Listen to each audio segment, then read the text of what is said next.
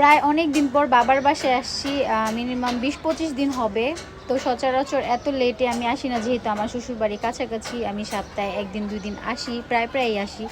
তো এবার long time, তো ভাবলাম ছাদে যাই। ভাইয়া যেহেতু ছাদ বাগান করেছে, কিছু কিছু সময় এই ছাদের ভিডিও ছাড়া হয়েছিল।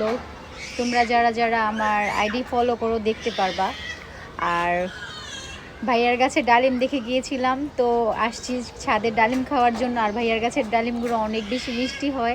তো এসে দেখি ডালিমগুলো সব ছোট ছোট, এই ছোট ছোট, এই যে এখানে ছোট ছোট ডালিম হয়ে আছে, বড় ডালিম নাই, তাই আর খেতে পারবো না। এই গাছের ডালিমগুলো অনেক মিষ্টি, একদম গাছ ভর্তি ডালিম হয়ে আছে। ওই যে দূরে দূরে দেখা যাচ্ছে, মাশাআল্লাহ অনেকগুলা ডালিম হয়েছে। আর এই গাছটাতে তো অলওয়েজ ফুল ফুটেই থাকে, দেখতে ভাল লাগে। কাঁটাযুক্ত হলেও গাছটা দেখতে ভাল লাগে।